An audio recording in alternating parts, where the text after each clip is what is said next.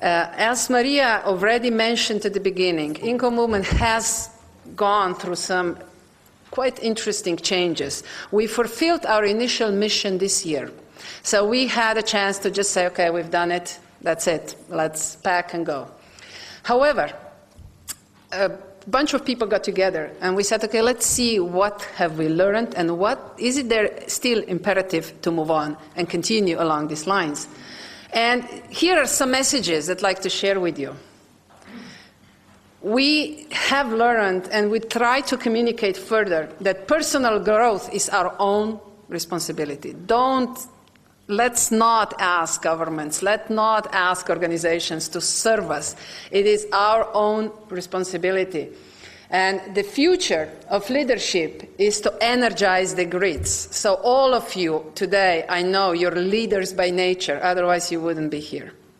So keep inspiring, keep leading, and keep energizing your grids. And don't worry, I mean, if you think that nobody is responding, because if you're doing through your heart, the right people are reached, right? And it's just a matter of time when they surface and they come and talk to you, or even if they never talk to you, you know that you have sent your energy and you contributed to the development of the space. The second one, we have learned that journalists do require training. If we want journalists to report about our great work, right, they have to be trained. Imagine, journalist is not trained in their entire professional life, neither one day. Can you imagine living your world, being successful without any training? This is ridiculous. That's why we are so happy and proud that our scholarship fund responded and are sending the journalists to Stanford. We are really happy that journalists responded and they're part of all these award ceremonies, and they try to make now a difference with their own personal initiations. We haven't reached actually the constitutional, the organizational response, but individuals are responding, and that's great. The next one, the call, managers, leaders, start innovating. Here it's so important what Sonia will tell later on as in a special contribution to this development, and Sonia, who is the director of management organization. Managers have to be inventive themselves. They have to innovate. They can't just stay and wait that others will do that for them. So this is an important message we came across and we want to communicate it further. Next one is create your own methods, models. Find your own way of creativity, your own way of creation. Where we talk with our friends from Austria, and we're going to exchange now all these great ideas. Great, but you cannot copy InCo to Austria, and everybody knows that, right? You just have to find your own way. I hope we inspired, I hope we gave some sort of thoughts, but you have to readjust the tools, the approach, the process to the energy of the space where this is going to be created, like Indian friends are doing it their own way, and Israel is doing it their own way, and so on. The next one, teachers learn how to communicate and connect. We realize through our work that teachers are very close. They're very afraid of everything. And we try to create a space when they dare to innovate. You know, and I've heard that things are improving, not just because of us, of course not, but because of the whole social response, that there are some changes there as well.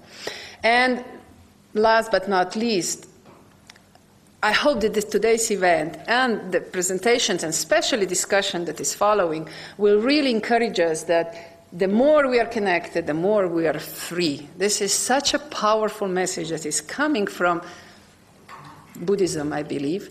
I got so inspired by it that I keep using it everywhere. More we are connected, more we are free. You know? So we have access to information and we can act. So where's InCo going next? So instead of just trying to facilitate a dialogue of innovation ecosystem, we will try to provide now an infrastructure for testing new open innovation ecosystem models.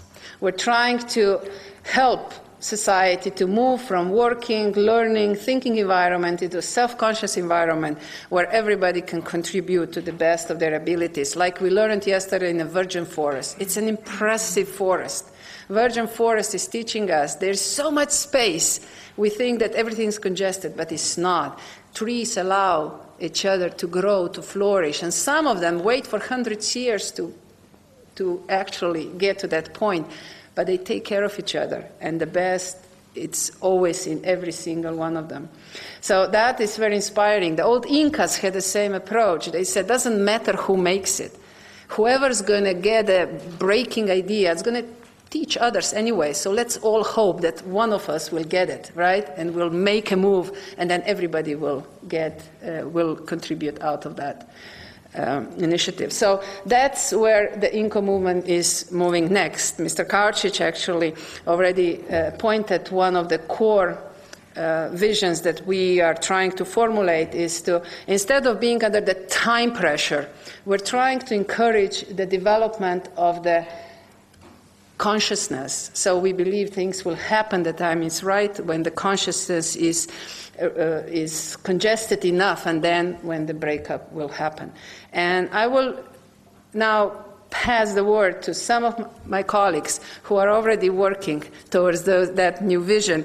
And we're yet to learn, of course, how the final shape-up, if there ever will be a final shape-up of the movement, will look like.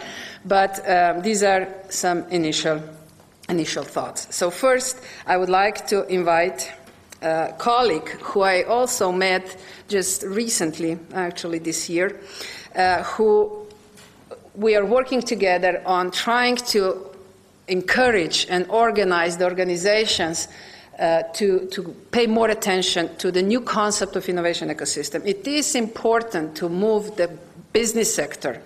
I know that most of us don't, I do, but sometimes I feel that civil initiatives don't like money too much, but it's needed, right? So we need to find a connection with the business sector, a very good one.